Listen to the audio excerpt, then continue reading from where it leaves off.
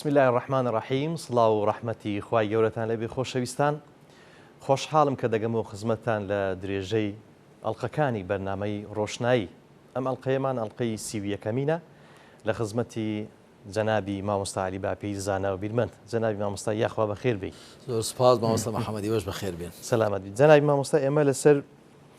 ئەم ڕێزکە و ڕێباز و خاڵانەی کە دەمانبەر بەرەو موسڵمانیەتی ڕاست و ساخ بەردەوامین. دیارە تەورەی ئەمجارەمان خۆپاراستن لە ئازاردانی خەڵک و حکومکردن بە ڕواڵەتیان، ئەمە ناونیشانەکەمان دەبێت. جا بۆ چوونە نێو پرسیارەکان دەپرسم مەبەستت چییە لەوەی کە خۆپارێزین لە ئازاردانی خەڵک و حکم بکەین بە ڕواڵەتیان؟ الحمد لله رب العالمين وصلوات الله وسلامه وبركاته على جميع الأنبياء والمرسلين، خصوصا سيدهم وأفضلهم إمام المتقين وقائد المجاهدين محمد وآله أجمعين، من الصحب والأزواج والقرابة والتابعين لهم بإحسان إلى يوم الدين. بناغل كسایەتی مرۆڤی مسلماندا بەنسبەت هەڵسوکە و لەگەڵ دەوروبەریدا چ دەوروبەری نزیکی وەکو بازنەی خێزان و باب و دایک و خزمان و دراوسێ و ئەوانە چه بازنەی فراوانتری بناغە ئەوەیە کە سوودیان پێ بگەێنێ و زیانیان لێ نەدا. بناغە ئەوەیە بۆچی؟ چونکە موسڵمان دەبێ بەخوا و پەیوەست بێ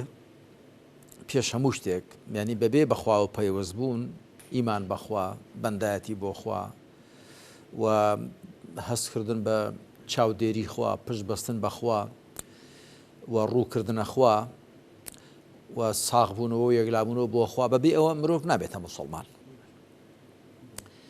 ئینسانیش بە ئەندازەی ئەوە کە بەخوا و پەیوەست دەبێت، لە خوا نزیک دەبێت، لە خێر و چاکە نزیک دەبێت، لە شەڕ و خراپە دوور دەبێت، هیچ گومانی تێدا نییە. بۆ وێنە ئەگەر تەماشا بکەین دیارە فریشتەکان مەلائیکە سەربازە تایبەتەکانی خوان، وەلیللاهی جونود السەماوات والئەرض، کەمە بەس پێ فریشتەکانە، ئەوانە سەربازی خوان و فەرمانبەری خوان، لا يعصون الله ما ئەمەڕەهم ويفعلون ما يؤمرون.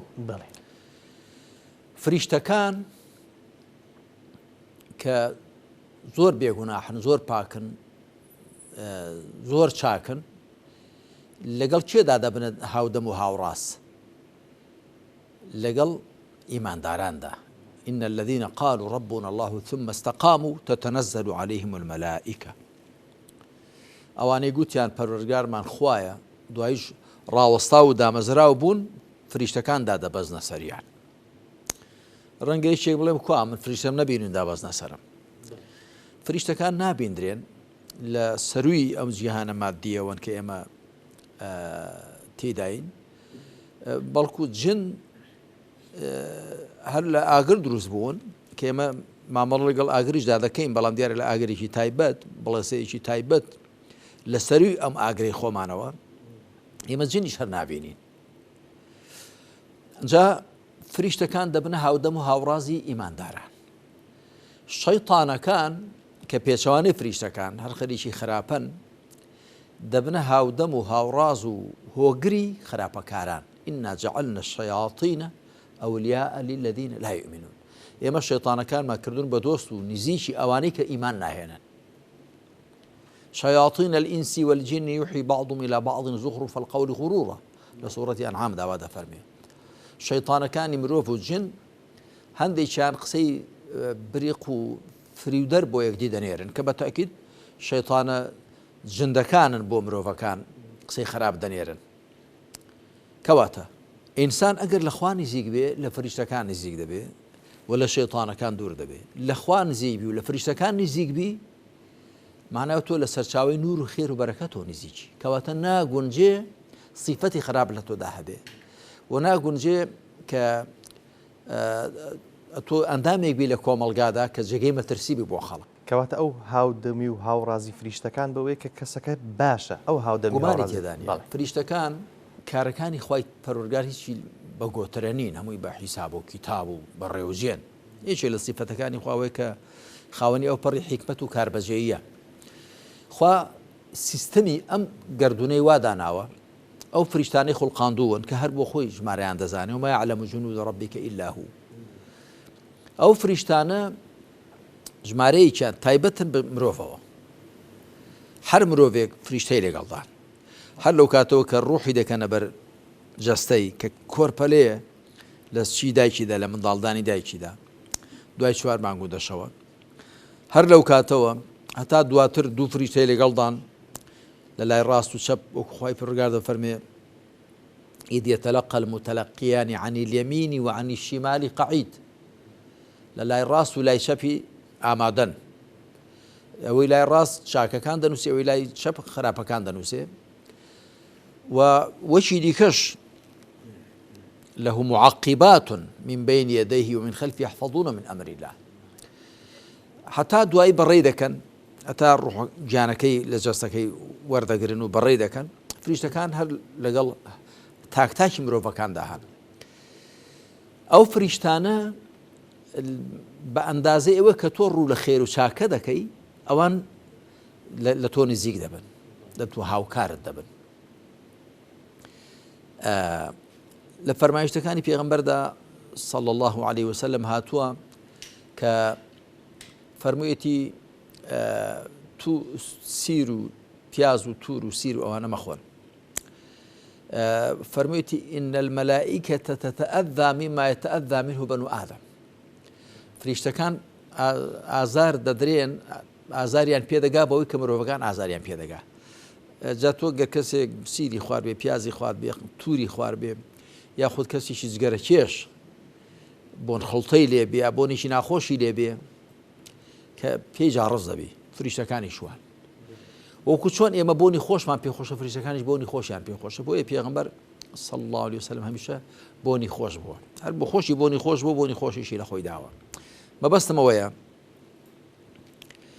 ئینسانی مسلمان و بڕوادار و خواپەرست ناگونجێ سەرچاوی زیان و زەرەر بێ بۆ خەڵک بەپێی ئەو بنەما و برچینانە کە باسمان کرد. وێڕای ئەوەش خوای پەروەردگار لە ئاەتی پێش ئاەتی کۆتایی سوورەتی حەجدا دەفەرمێ يا أيها الذين آمنوا اركعوا واسجدوا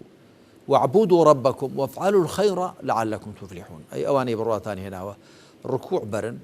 سەجدە بەرن، پەروەردگارتان بپەرستن و چاکە بکەن بەڵکو سەرفراز بن. ڕکوع و سەجدە واتە نوێژکەر بن. واعبدوا ربكم، نوێژ بە تایبەتی خواپەرستی بە گشتی، وافعلوا الخير، چاکە بکەن. چاکەکردن لەگەڵ چیە؟ لەگەڵ دروستکراوەکاندا، نەکرد لەگەڵ مرۆڤەکاندا، لەگەڵ هەموو دروستکراوەکانی خوای پەروەردگاردا. واتە ئەو شتانی کە تۆ مامەڵەیان لەگەڵدا دەکەی، لەگەڵ کەلوپەلیشدا، لەگەڵ دار و درەختیشدا، لەگەڵ ئەو کە مەسەلەن بەکاری دێنی بۆ پاکردنەوە دەستنوێژ و غوسڵ و ئەوانە، زێدەڕووی لە بەکارهێنانی دا مەکە. خواردن و خواردنەوە وەکوول وەشڕەبەوە لا تسریفوا، لەگەڵ هەموو شتەکاندا چاکە بکە. ئەمجا لەگەڵ مرۆڤەکانی جا چاکە بکە. پێغەمبەریش عەلەیهی سەڵات وسەلام دەفەرمێ المسلم من سلم المسلمون من لسانه ويده، والمهاجر من هاجر ما نهى الله عنه، والمؤمن من أمنه الناس على دمائهم وأموالهم. هەرسێکیانمان بۆ پێناسە دەکا. مسلمان کەسێکە مسلمانان لە دەست و زمانی سەلامەت بن، بێمزەڕەت بن. کۆچکەر کەسێکە واز لە شتێک دێنێ کە خوا قەدەغەی کردووە، ئەوە کۆچی ڕاستەقینەیە. کۆچ دەکا لە خراپەکان، لە قەدەغەکراوەکان بەرەو فەرمان پێکراوەکان. و بڕوادار مؤمنیش کەسێکە خەڵک بە ئەمینداری دابنێن لەسەر ماڵ و سامانیان، لەسەر خوێنیان. بۆیە ئەوەی کە جەنابەت باست کرد، یعنی پێناسەکەی چییە؟ چۆن مسلمان دەبێ خەڵک لی سەلامەت بێ؟ جا ئەمە لای نەرێنیەکەیەتی. ئەگەرنا هەر ئەوەندە بەس نییە کە مسلمان خەڵک لە دەست و زمانی سەلامەت بێ، بەڵکو لە دڵ و دەرونیشی سەلامەت بێ. من دەمویست ئەوە باس بکەم، یعنی لە نێوڕۆشی بابەتەکە باس لەوە کردێت جگە لە پاراستنی کەسی بەرامبەر لە دڵ و زمان، هەتا بە گومان و بە خەیاڵیش لێ سەلامەت نەکە لە دەست و زمان، بەڵکو لە دڵ و دەرونیش. بۆچی؟ هەڵبەتە پێغەمبەری خاتەم صلى الله عليه وسلم لێرەدا هەمیشە کە پێناسەی شتەکان دەکا خۆ ئەو نایەت وەکو زانایان دەڵێن پێناسەکردنی کۆکەرەوە و دەرکەر ینی تعریفی جامیع و مانعە بەڵکو بە زەقترین و دیارترین شتەکانی پێکاتەکانی پێناسەی دەکات المؤمن من ئەمینەه الناس على دمائهم وأموالهم بەڵام هەر ئەوەندەیە ئیماندار نەخێر مسلمانیش هەر ئەوەندانێک کە لە دەست و زمانی سەلامەت بن کۆچکەریش هەر ئەوەندانێک کە وازدە خراپەکان بێنێ مەبەستمەوەیە پێغمبەری خاتم صلی الله عليه وسلم وا پێناسە دەکات ئەگەر نا پێش لە دەست و زمان سەلامەت بوون دەبێت لە دڵ دەروونی سەلامەت بن بۆچی چونکە هەمیشە گوناحە دەرونیەکانن هەمیشە باطن الئیثمە کە ظاهر الئیثمیش پەیدا دەکات کە سەرەتا لەوەی گوناحی پەنهانە گوناحی ئاشکرا پەیدا دەکات ئەگەر ئینسان لە دڵ و دەرەوە لەگەڵ خەڵکدا ساغ بێت سەلامەت بێ ئەگەر لە دڵەوە بۆیان دڵسۆز بێ و بە تەنگیانەوە بێ بە خەمیانەوە بێ کە پێغمبەر عەلەیهی سەڵات وسەلام وای دینداری وا پێناسە کردووە الدین النصیحة دینداری بریتێ لە نصیحەت ئێمە لە کوردی بەمانای ئامۆژگاری بەکاری دێنین بە زوان نییە لە زمانی عەرەبیدا النصح إرادة الخير للمنصوح ئەوەیە کە تۆ بابای منصوح چی بوو ئەو چاکە ئەوەت بۆی بوێ بە دڵ بە زمان بە دەست بە ماڵ بە هەر شێوەیەک لە شێوەکان چۆن بوو ئەو چاکە ئەوەت بۆی بوێ ئەوە نەسیحەتە بەنسبەت خوای پەروەردگارەوە چۆن نەسیحەتی خوا دەکرێت بۆ خوا دڵسۆز بی بە تەنگەوە بی بۆ پێغمبەر عەلەیهی سەڵات وسەلام بۆ کتێبی خوا وەکو پێغمبەر لە درێژەی فەرمایشەکەدا دەفەرمێت جا لێرەدا باسی ئەومان کرد کە تۆ پێشێ دەبێت خەڵک لە دڵ و دەروونت سەلامەت بێ گومانی خراپیان پێ نەبێ حەسوودیت بەرامبەریان نەبێ بوغزت نەبێ خۆ بەزرگریت نەبێ خۆ پەسەندیت نەبێ گومانی خراپت نەبێ پێشێ دەبێت دڵەکەت بەرامبەریان ساغ و ساف بێ جا ئەمە هەمووی لایەکی قەزێکەیە لایەکی دیکەی مامۆستا محەممەد ئەوەیە ئەمە هەمووی بە باری نەرێنیدا بە باری ئەرێنیشدا دەبێ مسلمانان و خەڵک بەهرەمەند من لە تۆ لە دڵ و دەروونت بەهرەمەند بن چاکت بۆیان بوێ لە دڵ و دەروونت بەهرەمەند بن بۆیان دڵسۆز بی خۆشت بوێن بە تەنگیانەوە بی و لە زمانت بەهرەمەند بن زمانت بە چاکە بگەڕێ لەگەڵیان وقولوا للناس حسنا هەروەها لە کردەوەکانت بەهرەمەند بن و ئەحسینوا إن الله يحب المحسنين واتە هەر ئەوەندە بەس نییە کە سەلامەت بن لە ئازار و زەرەرت بەڵکو دەبێ بەهرەمەندیش بن ئەگەر نا خۆ داروبەردێکی کەس لێ تووشی زەرەر نابێ بەڵام ڕەنگە سوودیشیان بۆ خەڵکی نەبێتوە کەواتە هەر ئەوەندە بەس نییە کە تۆ زەرەر و زیانت لە خەڵک یا لە مسلمانان بەتایبەت و لە خەڵک بەگشتی بگریەوە بەڵکو دەبێ وێڕای ئەوە هەوڵدەی بەهرەمەندیشیان بکەی وە لێشە تووشی سوود و کەڵک ببن باش جەنابی مامۆستای دێنە سەر ئەم بابەتەی کە کەسێک کە خۆی بە موسڵمان پیشان دەدات بەڕواڵەت ئەوانی بەرامبەر چۆن مامەڵەی لەگەڵدا بکەن بە تایبەتی لە بابەتی ئەوەی کە باست کردووە مامەڵەکردن بە پێی ڕواڵەت دەبێت بە پێی ناوەخی نابێت چۆت نازانی چی لە ناوەخنیدا ئەمە چۆن مامەڵی لەگەڵدا بکەین کە کەسێک موسڵمانە و لە بەرامبەرمان بەڵێ ئەمە زانانی ئیسلام بچینەیەکی شەرعیان هەڵهێنراوە دەڵێن نحن نحكم بالظاهر والله يتولى السرائر ئێمە حکم بە ڕواڵەت دەکەین و خوای پەروەردگار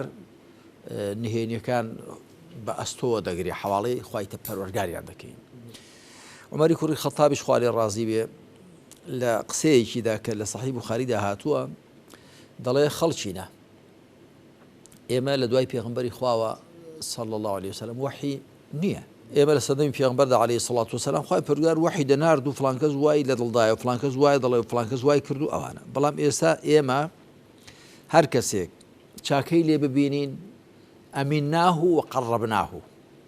لێی ئەمین دەبین و لە خۆوانەوە نزیک دەخەین هەر کەسێک خراپەی لێ ببینین وەکو خۆی مامەڵەی لەگەڵدا دەکەین ئەمە بنچینەیەکی شەرعیە بۆچی چونکە تەنیا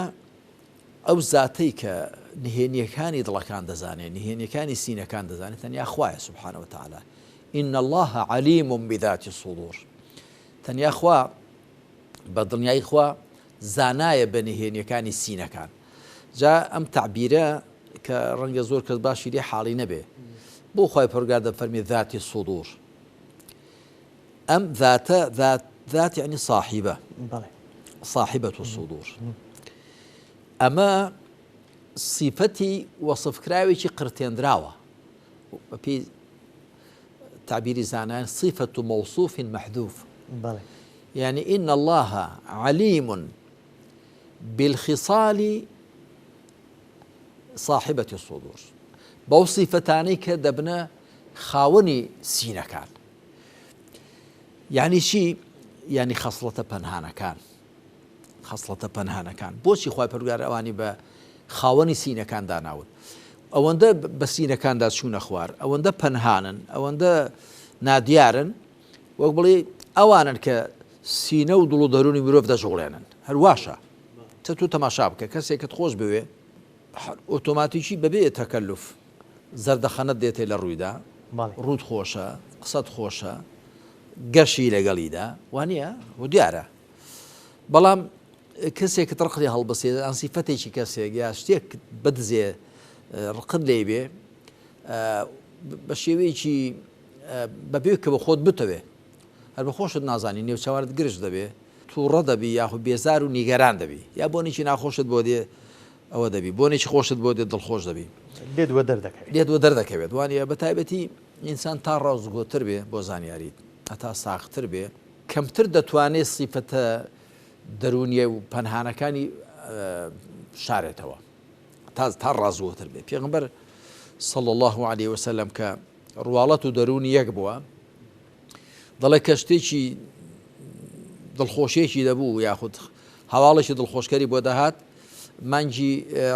دەموچای بۆکو مانگی چواردە دەدرەوشایەوە بەڵام ئەگەر شتێکی ناخۆشیش بوو بواە هەستمان پێ دەکرد لە دەموچاویدا دەردەکەوت ینی پێی ناخۆش دەبوو و النەوەوی لە کتێبەکەی ڕیاض الصالحیندا باسێکی هێناوە دڵێ باب الإغضاء عما كان يكره باسی چاپۆشیکردنی لەوەی کە پێی ناخۆش دەبوو پێغەمبەر هیچی پێ ناخۆش دەبوو ڕووی لێلا دەدا خۆی بەسەرەوە دەبرد مەبەستمەوەیە هەمیشە سیفەتە دەرونیەکانن سیفەتە دەریەکان ڕواڵەتەکان لە مرۆڤدا پەیدا دەکەن بۆیە لە چێوە ئەمەمان هێنا لە بابەتی ئەوەی کە کەسی خۆی بە موسڵمان دادنێت چۆن مامەڵی لەگەڵ تۆ دەبێت ڕواڵەتەکەی تەوان دەکەی پێوەەر و سەنجی مەحەک بۆ چونکە تەنیا خوا سبحانه وتعالى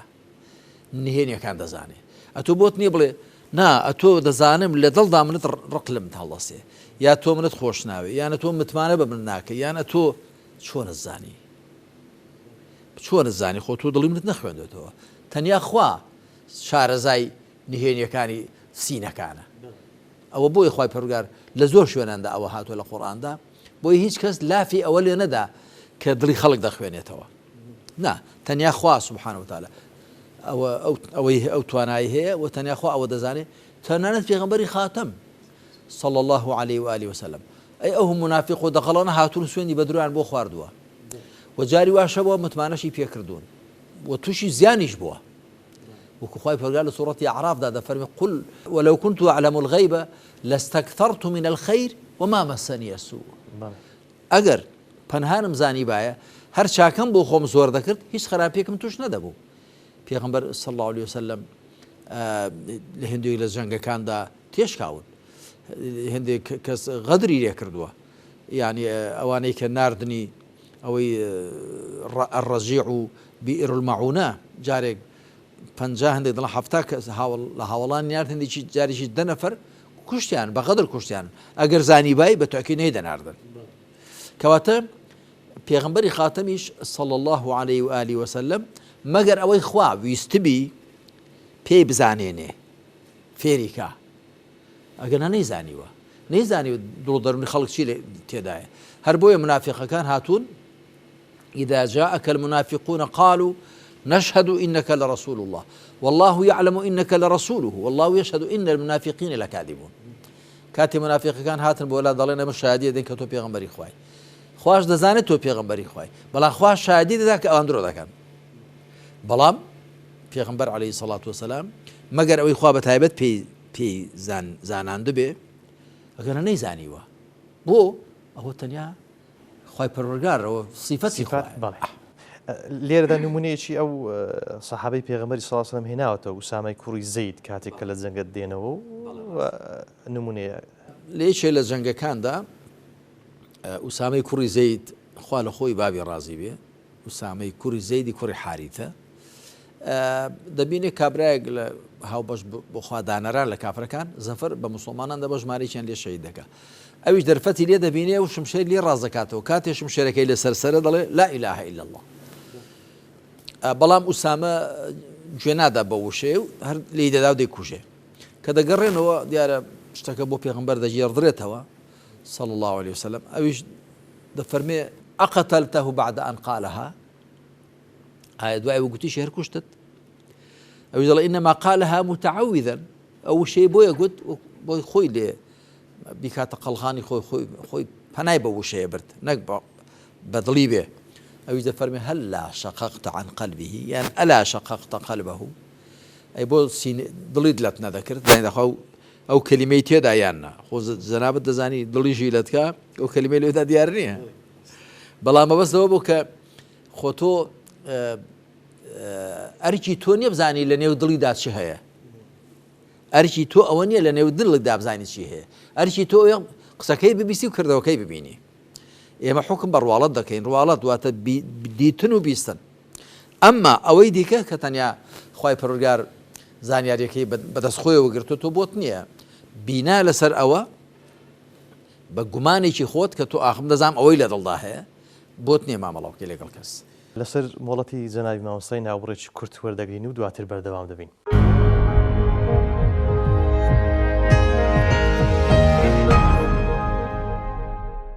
دووبارە سڵاوتان لێبێ خۆشەویستان بەردەوامی دەدەین بە بەرنامەی ڕۆشنایی جەنابی مامۆستای لە پەرتوچی مەوسوعەی بیرکردنەوەی ئیسلامی لە نێوان وەحی واقعدا لە هێلە گشتەکانی ڕێبازی زەماوەری موسڵمان لەو بابەتەی کە خۆپاراستن بێ لە بەکافردانانی موسڵمان کە کوفر یان شرکیان لێ دەزاندرێ مەگەر دوای بەڵگە لەسەر تەواوکردن لێرەدا مەبەستم بۆیە ئەو پرسیارە دەکەم کە لەگەڵ خۆپاراستن لە ئازادانی خەڵک و حکومکردن بە ڕواڵەتیان دێنمەوە بەوەی ئێستا زۆر ئاسان بە بە کافردانانی کەسی بەرامبەر مادام جەنابت لەگەڵ فرانە گروپی و لەگەڵ فلانە لایەنی و سەلام لە فلانە دەکەی ئەمە ئەتوی لە بازنەی ئیسلام چیە دەرێ کە حکومکردنە بە ڕواڵەتی کەسەکان قسە لەسەر ئەمە چیە پێغەمبەری خاتم صلى الله عليه وسلم بەتایبەت لەوەدا نوختەی خستۆتە سەر پیت کە دەفەرمێ من قال لأخيه أنت كافر فإن كان كما قال وإلا رجعت عليه بچەند ڕیوایەتێک هاتوو بەچەند بێژەیەک هاتوو هەر کەسێ بە براکەی بڵێت تۆ بێ بڕوای کافری ئەگەر وابێ ئەوە قسەکەی جێی خۆی گرتو ئەگەر نا کافرکردنەکە دەگەڕێتەوە بۆ خۆی جا کافرکردنەکە دەگەڕێتەوە بۆ خۆی معنای وانێ خۆی کافر دەبێ یعنی گوناحی کافرکردنەکە دەگەڕێتەوە بۆ خۆی وشەی تەکفیر واتە بە کافردانان لەسەر چێشی تەفعیلە کە زۆر کەس ڕەنگە و بیر لەوە نەکاتەوە یعنی چی تەکفیر یعنی کەسێک کە کافر نییە بە کافری دابنێ تەکفیر یعنی بە کافردانان چێشی تەفعیلە ئەدیگەر کەسێک کافر بە پێی ناگوترێت تەکفیرت کردووە کافر هۆر کافرە تەکفیر واتە بە کافردانانی موسڵمان کەسێک کە موسڵمانە ئەتۆ بە کافری دابنێ ئەوە پێغەمبەر عەلەیهی سەڵات وسەلام هەڵی بڕیوە نوختەی تێدا خستۆتە سەر پیت هیچ کەس بۆی نییە کەسێ بە بێ بڕوا دابنێ مەگەر بەڵگەیەکی ڕوون و ئاشکرا و بێچەند و چوونی بەدەستەوە بێت کە زانایان بۆ ئەوە بنچینەیەکیان داناوە دەڵێن ثبوت الشروط وانتفاء الموانع چەسپانی مەرجەکان لاچوونی پەرچەکان هەر کەسێک کە ئەو حکمی بەسەردا دەدرێ حکمی ئەوە کە موشریکە هاوبەش بە خوادانەرە یاخود بێبڕوایە کافرە یا منافقە یا ملحیدە یاخود هەڵگەڕاوەیە مرتەدە دەبێ چەند مەرجێک هەن چەسپا بن و پەرچ و مانیعەکانیش لاچوو بن. مەرجەکان دەبێ ئەو کەسە کە بە کافر دادەندرێ دەبێ بەلاغی مبینی پێگەی بێت، ینی بەڕوونی پێگەی بێ کە ئاین و ئیسلام چیە و ئەوانە، و دەبێ عاقڵ بێ و باڵغ بێ. ئەوانە مەرجەکانن. پەرچەکان چین؟ نابێ بە زۆر لێکران ئەو قسەی کردبێ یا ئەو کردەوەی کردبێ بە زۆر لێکران ئیکراه، نابێ بە لە بیرچوونەوە بێ، نابێ بە نەزانی بە جەهل بێ، نابێ بە تەقلید و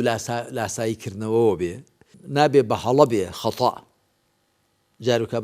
بە هەڵە قسەیەک دەکا لە زاری دەردەچێ. پاشان دەبێ ئەو کوفر و شیرک و هەڵگەڕانەوە و ئەوە کە پاڵی دێداتە لای یان دیتبی یا بیستبی، دەبیان شتێک بێ بینیبی بۆ وێنە خاسێکی بەمەلدا کردووە، یا سەجدە دەبا بۆ بەتوڵ سەنەمێک، یا قسەیەک دەکات کە قسەکەی شیرکە و کوفرە، یان دەبێ دیتبی یان بیستبی. ئەمما بۆی نییە بڵێ ناخرە من دەزانمەوە بەڵێ نوێژ دەکات و دێتە مزگەوتێ، بەڵام لە دڵیدا ئەوە هەیە چۆن زانی. ئەوە جا ئەوە گەورەترین ئازاردانە، چونکە بۆ بە کافرت دانا جا هەیە هەر بەوەندە ناوەستێت کە خەڵک بە موسڵمانان بە کافر دابنێ، بەڵکو دوایی دێ وەکو ئەوە کە تەنیا مامەڵە لەگەڵ کافراندا بریتی بە لەوەی کە سەر و ماڵیشان حەڵاڵە، خوێنیشان حەڵاڵ دەکا ماڵیشان حەڵاڵ دەکا، کەوا نییە. مامەڵە لەگەڵ کافراندا ئەوە نییە کە سەر و ماڵیان هەمیشە حەڵاڵ بێ، بەڵکو کاتێک سەنگەرت لێ دەگرن سەر و ماڵیان بە تۆ حەڵاڵ دەبێ. ئەگەر سەنگەرت لێ نەگرن لەکم دین و کمولیە دین، ئەگەر سەنگەرت لێ نەگرن سێ تیرە لە جوولەکەکان بەنو قەینوقاع و بەنو نەظیر و بەنو قوڕەیضا لە مەدینە دابوون، لەسەر یەهود جوولەکایەتی مابوونەوە سەرانەشیان نەدەدا. هیوای وەرەزانێت کە خاوەن کتێب هەر حتمما دەبێت سەرانە بەکو داعش و ماعش و وەختی خۆی لە مووسڵ مەسیحیەکانە هەڵپێچا بوو زیدیەکان ئەوانە لەکوێتان هێنا، ئەو تازە بۆتە هاوڵاتی لە وڵاتی موسڵماناندا، وەکو چۆن سێ تیرە جوولەکەکەی بەنو قەینوقاع و بەنو نەظیر و بەنو قوڕەیضا هاوڵاتی بوون، کە هاوڵاتی بوون پێغەمبەر سەڵسەڵەم داوای سەرانەی لێ نەکردن، بەڵکو داوای لێکردن وەکو وەرن وەکو هاوڵاتی هاوبەش بن لە شتەکاندا و وەثیقەی لە مابەینی خۆی و ئەوان مۆر کرد، یا ئەلکیتاب یا ئەسەحیفە کە لە جێ دوستوری ئێستا بووە، کە یەکێ لە بەندەکانی ئەوەی دەڵێ وأن أهل هذه الوثيقة يد على من دهم يثرب. ئیمزاکەرانی ئەم وەثیقەیە یەک دەستن لە بەرامبەر هەر کەسێکدا کە هێرشی پەلاماری مەدینەیدا، دیفاعی مشتەڕەک. ئەوی دیکە لليهود دينهم وللمسلمين دينهم، ئەوی دیکە مەسەڵەن ئەوان دیلی خۆیان ئازاد دەکەن، نەفەقی خۆیان دەشێشن، ئەوان نەفەقی یعنی هەر کەسە بە دینی خۆی، هەر کەسە بە شێوەی خۆی، بازاڕی خۆی، شوێنی خۆی. ئەوە بۆ چون هاوڵاتین. مەبەستم ئەوەیە چونکە هێندێک کەس وات دەزانێ بەداخەوە کە من لە کتێبەکانی خۆمدا ئەوەن شتانە زۆر باس کردووە، هەم لە مەوسوعە عەرەبیەکەمدا لە کتێبی 12ەمدا الإسلام تعامل صحيح نظرة سديدة تجاه الناس وتعامل صحيح معهم. تێڕوانینێکی ڕاستە بۆ خەڵک و هەڵسوکەوتێکی باشیشە لەگەڵیاندا ڕاست و دروستە لەگەڵیان. لە کتێبی الئیسلام كما يتجلى في بەڵێ لە بەرجی 12ەمدا مەوسوعە عەرەبیەکەی کە لە کاتی خۆی لە سەرجی ئەمریکایەکان نووسیوە. هەروەها لە ئیسلام و دەوڵەتداریدا باسم کردووە و لە چەند مەسەلەیەکی باوی سەردەمدا باسم کردووە و لە هەڵوەشانەی و پەڕگیریدا باسم کردووە کە ئەوە ڕاست نییە کە ئەوەی خاوەن کتێبە یاخود ئەوەی ناموسڵمانە، چونکە من پێم وایە کە نەک تەنیا خاوەن کتێب سەرانەیان لێ وەردەگیرە، بەڵکو هەموو ناموسڵمانان و لەو بارەوە بەڵگەم هێناوەتەوە، هەموو ناموسڵمانان دەگونجێ سەرانەیان لێ وەربگیرێ. جا هەندێک کەس وەرەزانێت کە ناموسڵمانان دەبێ هەمویان سەرانە بدەن، ئەوە شیان وانە. بۆ چونکە لە سەردەمی پێغەمبەردا عەلەیهی سەڵات وسەلام لە نێو شارەکەی خۆیدا ئەو سێ تیرەی جوولەکە هەبوون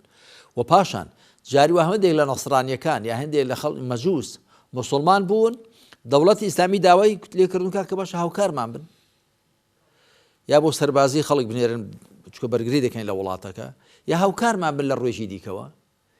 یاخود کاکە شەڕمان مەکەن و شەڕتان ناکەین. ئەوە شەرە موادعە ئەوە شەر هەبووە. مەبەستم لێرەدا لە ئەوە بوو کە ئازاردان بەوەی کە ئاسان بوو بۆ مسلمانێک ئازادی بوو کە خەڵکت بە بێبڕوادانە ئەوە گەورەترین ئازارە بۆ چونکە بە کافردانانی کەسێک وەکو کوشتنی وایە بەڵکو لە کوشتنیشی خراپترە یعنی هەموو ئازارەکانی دیکە بەوە نابن کە تو بە کافرت دانا بە بێبڕوات دانامانە وەکو بڵێ هەرچی کردەوەی هەیەی لە ئیسلامدا هەموو دی هەڵوەشاندەوە ئەو گەورەترین ئازارە بۆیە ئینسان دەبێت بە خۆی وریابێ من لێرەوە بەڕاستی ئامۆژگاری خەڵک دەکەم بەتایبەتی ئەوانەی بەو جۆرە بیر دەکەنەوە کە با هێندە لە خۆ ڕازی نەبن هێندە خۆیان پێ چاک نەبێت و هێندە خۆ پەسەند نەبن و خەڵکیشان با هێندە پێ گوناحبار و خراپ نەبێ ئینسان دەبێ لە قەدەر خۆی بێ لە قەدەر خۆی جارێ ئەسڵان تۆ چێ ساڵحەتی پێداوی چێ توێ کردوتە مفتی ئەسڵەن ئەتۆ کەی وەکالەت لە خوا وەرگرتووە کە خەڵک دابەشکێ بەسەر بەهەشت و دۆزەخدا خۆی پەروەردگار دەفەرمێ ئین ئیلەینا ئیابەهم ثم ئین عەلەینا حیسابەهم گەڕانەوەیان تەنیا بۆ لای ئێمەیە لێپرسینەوەشان تەنیا لەسەر ئێمەیە کەواتە تو بۆ خۆت لە خەڵک کردووەتە مفتی فتوایان بۆ دەدەی فتوای چیش وەڵا ئەوە موسڵمانە و ئەوە ناموسڵمانە چییە تۆ چی ئەتۆ بۆ خۆت چی ئەحمەد زەحمەت نەبێ وزاری کەسەر باسم کردو ێساش باسیکەم و خراپ نییە ڕۆژێک لە قایمەیەکیان بۆ هێنام لیستێک تەماشام کردە چی وتار بێژ و خەڵکی بوو ئەوەی نەخسی خێر دەکەن بۆ خەڵک تێیدا بوون یەکتمەوە چی جا گوتیانەوە هەندێک خەڵک دەڵێن ئەوانە ئەهلی بیدعەتن نابێ سەڵاویان لێ بکرێ هەموو فاسقن ئەوانە ئەمیشتم جا ئەوە چێ نووسیوێتی کتیانوەڵا نازانین ئەمیشتم جا ئەو منکەڕە چێیە زەڕ بێ بەسەر ئەو مەعروفانە داهێناوە ئەوانە هەموو ناسراون بەزەو بۆ خۆی منکەڕە نەناسراوە نەکیرەیە لە ڕاستیدا مامۆستا محەممەدەوە بۆ قیامەتیان زۆر خراپە و بۆ دنیاش هیچ نییە عنی کابرا بەس ناوبەدبوونی بۆ دەمێنێتەوە بەس بەدنایی بۆ دەمێنێتەوە خەڵک کە مسلمانە ئەوەی کە مسلمان نییە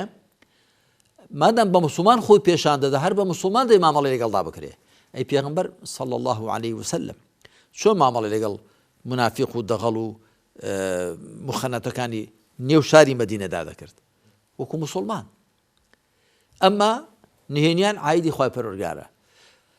جا ئەوان زۆر جا شتیشیان لێ دەردەکەوت بوختانیان کرد بۆ دایکمان عایشە خوالی ڕازی بێ و بەتەمابوون پێغەمبەری خوا عەلەیهی سەڵات وسەلام لە جەنگی تەبوکدا لە دەروێک لە دەربەندێک هەڵدێرن و مزگەوتیان دروستکە مزگەوتیە کە نەخوا ناویرێنە مەسجیدی ضیرار مزگەوتی زیانگەیاندن لەگەڵ ئەوانەشدا پێغەمبەر عەلەیهی سەڵات وسەلام قبوڵی نەدەکرد کەس لە بازن ئیسلامیان بەرێتە دەردەگو نا هەروەکو مسلمان مامەڵیان لەگەڵدا دەکەن بەڵام لە شەڕ و زیانیان وریابن دەبێ ئینسان وریابێت و من پێم وایە ئەوە زیاتر دەگەڕێتەوە بۆ خۆپەسەندی زۆر لە خۆ ڕازیبوون و زۆر لە خۆ ڕادیتن و ئەوانەی کەواش دەکەن ئەوەی کە من بۆم دەرکەوت و بە زۆری عیلمیان کەمە بەخوا زوزە عەقڵیشیان کەمە یعنی هەیە کە عیلمەکەی هێندە نییە هەمیشە زانیاری زۆر سینە فراوانی لە ئینساندا پەیدا دەکات سەماحەت لێبوردەیی هەمیشە عیلمی کەم تەعەسسوب و دەمارگیری پەیدا دەکات کابرا نامیلکەیەکی خوێندوێتەوە لەبارەی شیرکەوە لەبارەی ئەوە جا هەرچی بە پێ و نامیلکەیە نەبوو دێ بەسەر هەموو کەسی دەچەسپێنێ ئەو عیلمەکەی کەمە کاکە تۆ شتی خەڵکی کەس بخوێنەوە جا بە زۆری ئەوانە واشن شوێن کەوتوانی خۆیان و قوتابیەکانی خۆیان ڕادێنن لەسەر داخراوی و لەسەر دەمارگیری ئێوە مەخوێنەوە کتێبی مەخوێنەوە چی بخوێنەوە دی جا هەیە مەسەرەن وەکو بڵێ ناوی سەلەفی لەسەر هەیە ناوی سۆفی لەسەر هەیە ناوی کۆمەڵێکی خەڵکێکی ئیسلامی لەسەر هەیە ناوێکی دیکەی لەسەر ناوی مەلای لەسەر شێخی لەسەر بەڵام هەر کەسێک وابێ لە ڕاستیدا بۆ قیامەتی زۆر شەرمەزارە و بۆ دنیاش عیبدارە بۆ کاکەەوە مسلمان نیە ئەوە نیە ئەوە ئەهلی بیدعەتەوە ناوێت سەڵاوی لێ بکرێ ئەخ تۆ چی کاکە چی حەقی بە تۆ داوە ئەو کە گوتم زۆر کەس ئەو زۆرە قسانەیان کردوون و دوایی لەسەریان دەکەوێت بۆ قیامەتێک بەتاکید لێ پرسیینەوەکان قورسرە جەنابی مامەسەی بینە سەر بابەتی کە چەند دەقێکی شەریعەتە لەبارەی وەک بەڵگە لەسەر ئەم خەسڵەتە بەڵێ دیارە بەپێی فەرمایشتی خوا ئازاردانی بڕوادارانی پیا و ئافرەت بە بوهتان و گوناهی ئاشکرا پێناسکرا وەک ئەوەی کە بە نمونەی لە ئاەتی 58 سوورەتی ئەلئەحزاب هێناوتە جا دەمەوێت ئەو بەڵگانە بخێڕ و بەڵگە لەسەر ئەوەی کە چۆن لەگە خەڵک والذين أول سورة أحزاب أخوي فرقان أوادف والذين يؤذون المؤمنين والمؤمنات بغير ما اكتسبوا فقد احتملوا بهتانا وإثما مبينا. زۆر کەس نازانێ بوهتان جێ لە غەیبەت ئەوەیە تۆ بە جۆرێک باسی کەسێک بکەی کە پێی بگاتۆ پێی ناخۆش بێ بەڵام عیبەکەی تێدا بێ. پێغەمبەر عەلەیهی سەڵات وسەلام فەرمووی ئیاکم والغیبە قالوا وما الغيبة يا رسول الله قال ذكرك أخاك بما يكره قال فإن كان في أخي ما أذكر قال إن كان فيه فقد اغتبته وإلا فقد بهته. أما لصحيح بخاري مسلم دعته فەرموو خۆتان لە غەیبەت بپارێزن پاشم لە بە خراپە باسی خەڵک کردن. یەکێک گوتی ئەی پێغەمبەری خوا صلی الله علیه وسلم ئەدی ئەگەر سیفەتەی کە باسی دەکەم لە برایەکەمدا تێیدا بوو سیفەتەکە فەرمووی سیفەتەکەی تێدا بوو غەیبەتت کردووە ئەگەر تێیدا نەبوو بوهتانت فێ کردووە. بوهتان گەورەترە لە غەیبەت. جا زۆر کەس وەزانێت بوهتان تەنیا ئەوەی داوێن پیسیە نه ئەوەی داوێن پیسی تۆمەتی داوێن پیسی پاڵدان لای کەسێک لە قورئاندا پێی دەگوترێت قەذف واتە تۆمەتبارکردنی کەسێ بە داوێن پیسی ئەمە سزایەکەی بریتێ لە 80 قەمچی. بەڵام بوهتان بۆیە نەتوو دەڵێ وەڵا فڵان کەس ترسەنەوەکە فڵان کەس چروکە و سیفەتەکەشی تێدا بێ ئەگەر تێدا بێ غەیبەتە گوناحی گەورەیە ئەگەر سیفەتەکەی تێدا نەبێ بوهتانە گەورەتر لە غەیبەت. بۆیە خوای پروردگار بەگشتی فەرموویەتی والذين يؤذون المؤمنين والمؤمنات ئەوانەی ئازاری پیاوانی بڕوادار و ئافرەتانی بڕوادار دەدەن بغەیری ما اکتسبوا بە شتێک کە نەیان کردووە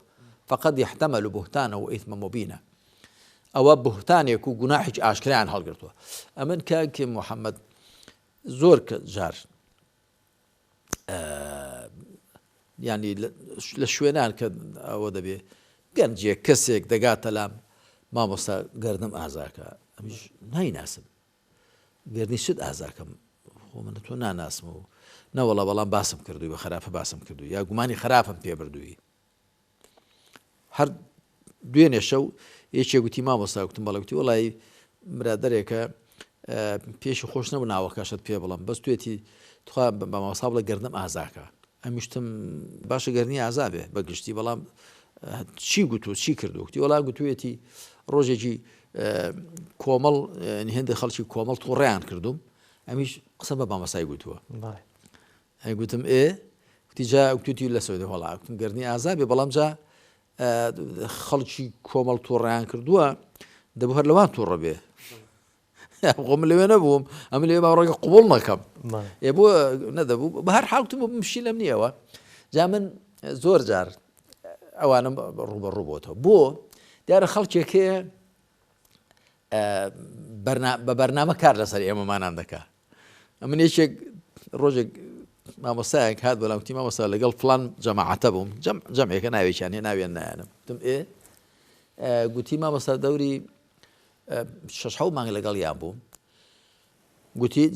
دەرسمان هەبوو نازم هەفتانە بۆ چ بووە گوتی نیو سەعاتی دەرسەکەی بەس زەم و غەیبەت بوو بەزاری بە زۆری باسی تۆ بوو باسی ئەو بوو باسی ئەو بوو ئەوانە گوتی ڕۆژی مەرەکا کەمە چ بوو هەر تەواو نەبوو ئەوە ئەرە با تۆ زەبا بزای ئیسلام چییە ئاخر ناکاکەوە بۆی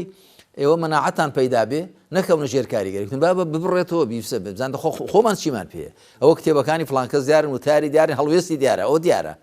بەڵام تو بزان تۆ چیت پێ تۆ دیاری هیچتان پێنێ ئیلا شکاندنی خەڵک نەبێت تەنیا زەم و غەیبەتتان پێ گومانی تێدانێ و گوناحێکی گەورەیە لە گوناحە گەورەکانە و مافی خەڵکیش زۆرێک لە زانایان دەڵێن بە هیچ شتێک پاک نابێتەوە تا قیامەت. جا من دەمویست ئەو پرسیارە بکەم کەسێک ئاوا دەسێک گردنی خۆی بە یەشێک ئازاد دەکا و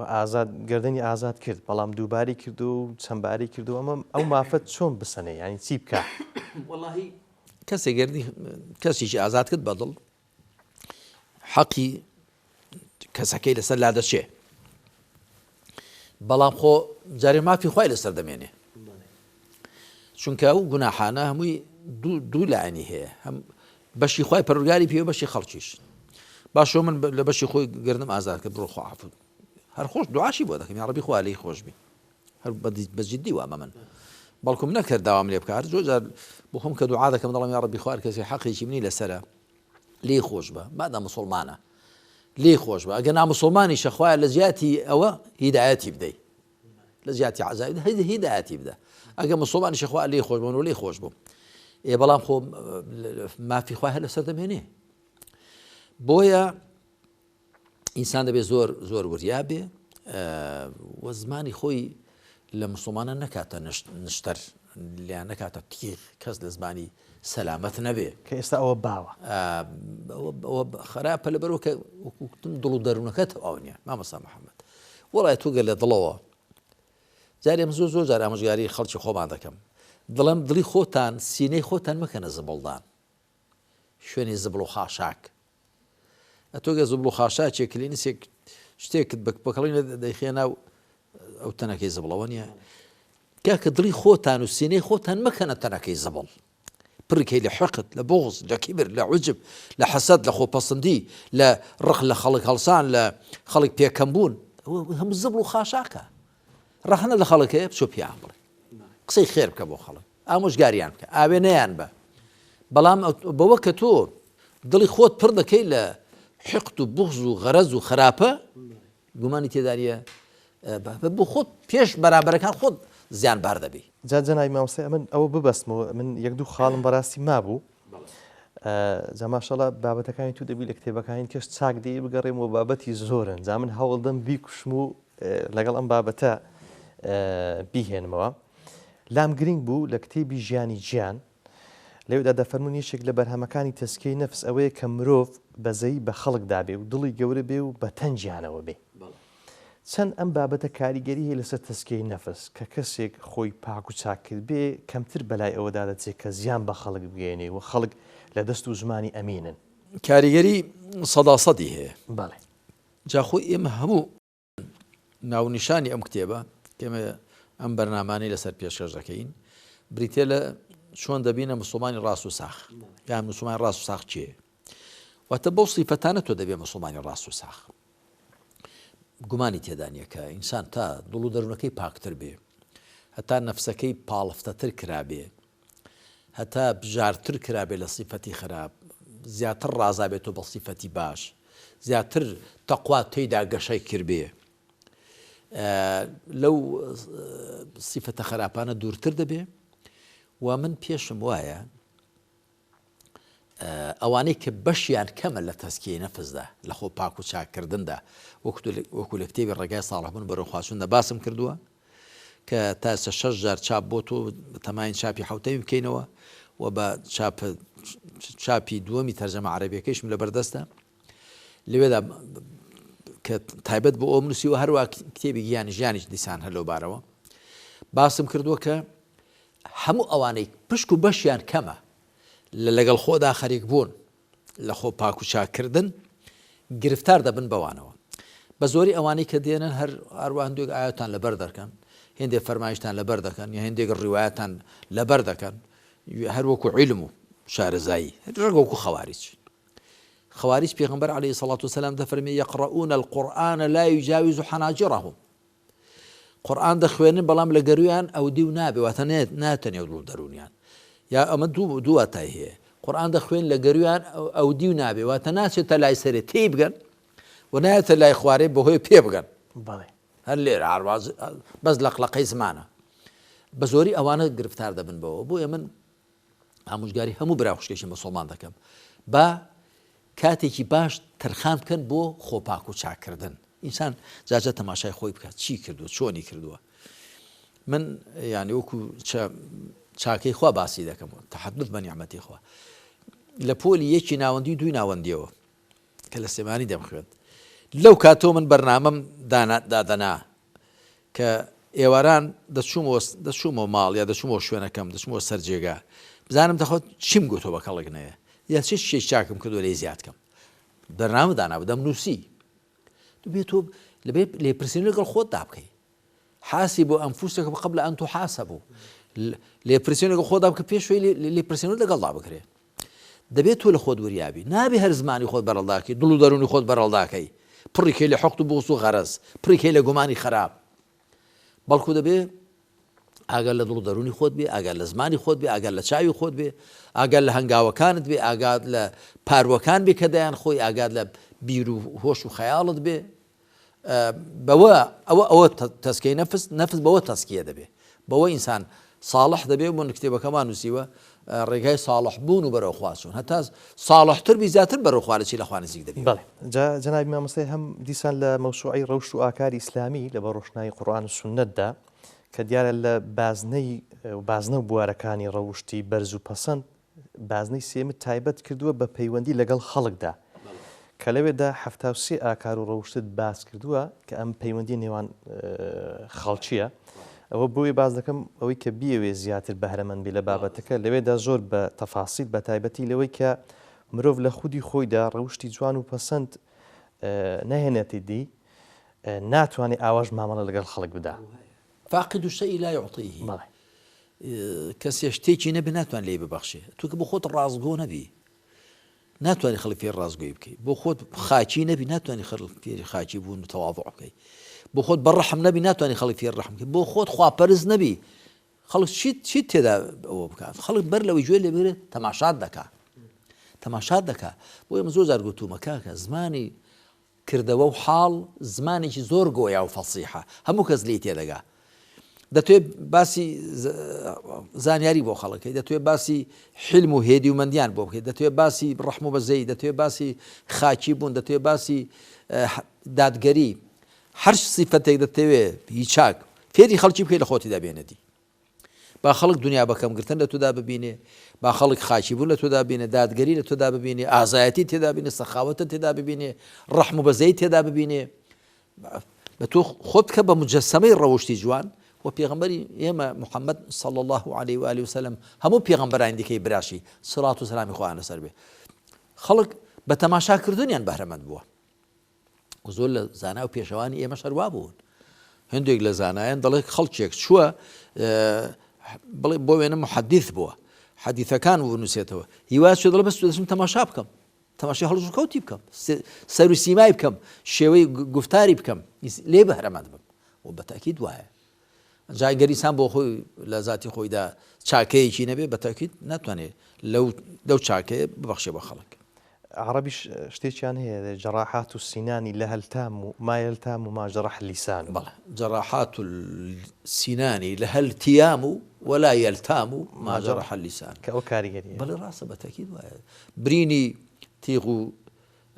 شیر چا دەبێتەوە بەڵام برینی زمان چا نابێتەوە، ڕاستە ئەوە وایە. بۆ ئینسان دەبێت لە خۆی وریابێ، لە زمانی وریابێ، پێش زمانی دەبێت لە دڵی وریابێ. هەموو جارە دەیبەمەوە ئێرە ئەگەر لە دڵیدا حقد و بغض نەبێ، زمانی بە غەیبەت و بە قسەی خراپ ناسوڕێ. ئەیوا هەیە مەسەڵەن قسەی خراپ بە ئێمە دەڵێ، ئەمە زانام دڵی پڕە لە چێم و زووخاوی حقد و بغض، با دڵ و سینەکەت خاوێن کەوە جارێ جا زمانەکە بۆ خۆی پاک دەبێتەوە. دڵ منجەڵە، زمان کەوچکە، کەوچکت کە لە منجەڵی هەڵداچی تێدا بێ و نایەتە دەرێ، با بە تۆ کە زمانەکەت لە غەیبەت و درۆ بوختان بەرامبەر بە منیان بەرامبەر بەو بەرامبەر بەو ڕاناوەسێ. ئەمە دەزانم دڵ و دەروونەکەت منجەڵی دڵت پڕ لە چێم و زووخاوی حقد و بغض و غەرەز و خۆ بە پەسەندی و خەڵک پێکەم و جارێ دڵ و دەروونەکەت پاکەوە. خوا ڕەحمەت پێ بکات. زۆر سپاس دەکەین جەنابی مامۆستا عەلی باپیرزانە و بیرمەت کە لە ئەڵقەی ئەمجارش لەگەڵمان بووی. سەلامت بن. سپاس بۆ ئێوەش مامۆستا محەممەد جەمیل. زۆر سپاس بۆ ئێوە بەڕێز و خۆشەویستان، سوپاسی هاوکارانم دەکەم تا ئەڵقەیەکی دیکە بەخوای گەورەتان دەسپێرم. وەسەلام عەلەیکم وەڕەحمەتوڵڵاهی وەبەڕەکاتوه.